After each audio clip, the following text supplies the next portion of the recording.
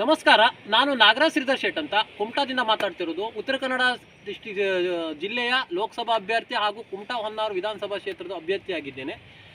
ನಾನು ಹೇಳಿಕೊಂಡಿರುವಂಥ ವಿಷಯ ಏನಂದರೆ, ನಾವು ಏನು ಗೌರಿ ಪುತ್ರ ಏನಂತೀವಿ, ನಾವು ಗಣಪತಿಯ ಬಗ್ಗೆ ಒಂದೆರಡು ಮಾತಾಡೋಕ್ಕೆ ಇಷ್ಟಪಡ್ತೀನಿ. ಯಾಕಂದರೆ ಗಣಪತಿಯು ಅವರು ಗಣೇಶ ಚತುರ್ಥಿ ದಿನದಂದು ಎಲ್ಲರ ಮನೆಗೆ ಹೋಗಿಬಿಟ್ಟು ಉಂಡೆ ಕಜ್ಜಾಯ ಎಲ್ಲ ಅವರು ಕಟ್ಕೊಂಬಂದ ಸಮಯದಲ್ಲಿ ಆ ಒಂದು ಸಮಯದಲ್ಲಿ ರಾತ್ರಿ ಸಮಯದಲ್ಲಿ ಅವನು ಜಾರಿ ಬೀಳ್ತಾನೆ. ಅವ್ರಿಗೆ ಅದೆಲ್ಲ ನಿಮ್ಗೆ ಗೊತ್ತಿದೆ. ಜಾರಿ ಬಿದ್ದಾವಾಗ ಅಲ್ಲಿ ಏನು ಹುಲ್ಲಿರ್ತದೆ, ಹುಲ್ಲು ಜಾರಿ ಬಿದ್ದಿರ್ತಾನೆ.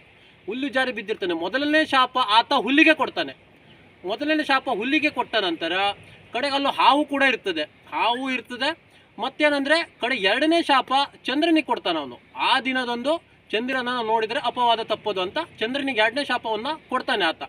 ಕೊಟ್ಟ ನಂತರ ಚಂದ್ರನಾದವನು ಆತ ಕ್ಷಮೆಯಾಚನೆ ಮಾಡ್ತಾನೆ. ಭಾಳಷ್ಟು ಕ್ಷಮೆಯಾಚನೆ ಮಾಡಿದಾಗ ಅವನಿಗೆ ವರವನ್ನು ಕೂಡ ಕೊಡ್ತಾನೆ. ವರವನ್ನು ಯಾವ ರೀತಿ ಕೊಡ್ತಾನೆ ಅಂದರೆ, ನನ್ನ ಒಂದು ಏನು ನಮಗೆ ತಿಂಗಳಿಗೆ ಬರುವಂತಹ ಒಂದು ಸಂಕಷ್ಟಿ ಏನು ಬರ್ತದಲ್ಲ, ಅದರಲ್ಲಿ ನಿನಗೆ ನೋಡಿದ್ರೆ ಮಾತ್ರ ನನಗೊಂದು ಮುಟ್ತದೆ, ಮತ್ತು ನಿನ್ನನ್ನು ನೋಡಿ ಒಂದು ಊಟ ಮಾಡುವಂಥದ್ದು ಅದೆಲ್ಲ ಸಂಪ್ರದಾಯ ಇದೆ.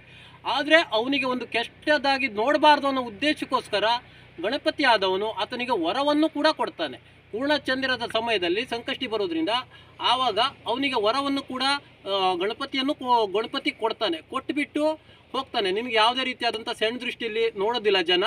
ಒಂದು ದಿನ ಸಣ್ಣ ದೃಷ್ಟಿಯಲ್ಲಿ ನೋಡಿದ್ರೂ ಕೂಡ ಮತ್ತು ಬಾಕಿ ದಿನ ಈಗ ತಿಂಗಳಿಗೆ ಸಂಕಷ್ಟಿ ಬರ್ತಲ್ವ, ಅದೇ ದಿನ ನಿನ್ನನ್ನು ನೋಡೇ ಊಟ ಮಾಡಬೇಕು, ಮತ್ತು ನೋಡಿದ್ರೆ ಮಾತ್ರ ನನಗೆ ಮುಟ್ತದೆ ಹೇಳುವಂಥ ವರವನ್ನು ಕೂಡ ಕೊಡ್ತಾನೆ. ಮತ್ತು ಎಲ್ಲವನ್ನ ತುಂಬಿಕೊಂಡು ತಮ್ಮ ತಾಯಿರ ಹತ್ರ ಹೋಗ್ತಾನೆ.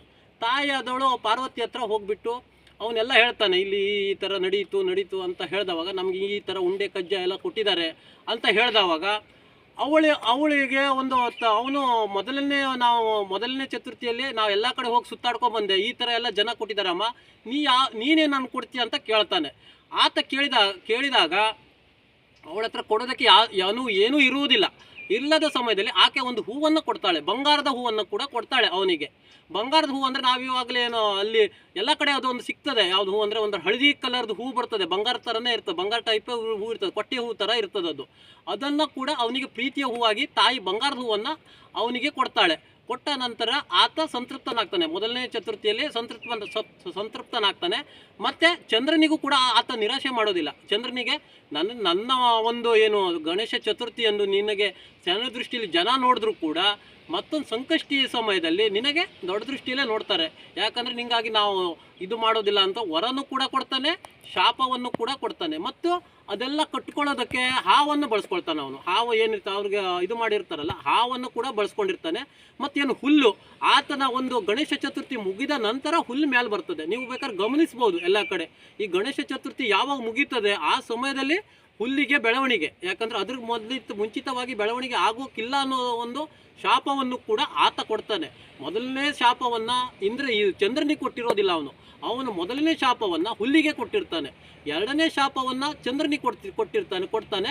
ಆದರೆ ಚಂದ್ರ ಕ್ಷಮೆ ಯಾಚನೆ ಮಾಡಿದವಾಗ ಆತನಿಗೆ ವರವನ್ನು ಕೂಡ ಕೊಡ್ತಾನೆ. ಮತ್ತು ದೇವತೆಗಳಾದವರು ಮತ್ತು ಋಷಿಮುನಿಗಳು ಕೊಟ್ಟ ಶಾಪವನ್ನು ತಗೊಳ್ಳೋಕೆ ಆಗೋದಿಲ್ಲ. ಯಾಕಂದರೆ ಅವನು ಹೇಳಿರ್ತಾನೆ, ನಾವು ಒಂದು ಸರಿ ಶಾಪ ಕೊಟ್ಟ ನಂತರ ಮತ್ತೆ ಹಿಂತಿರ್ಸೋಕೆ ಆಗೋದಿಲ್ಲ, ಅದ್ರ ನನಗೆ ವರವನ್ನು ಕೂಡ ಕೊಡ್ತೀನಂತ ಅವನು ಚಂದ್ರನಿಗೆ ವರವನ್ನು ಕೂಡ ಕೊಡ್ತಾನೆ. ಅದ್ರ ಮುಖಾಂತರ ಒಂದೆರಡು ಮಾತನ್ನು ಮುಗಿಸ್ತಾ ಇದ್ದೀನಿ.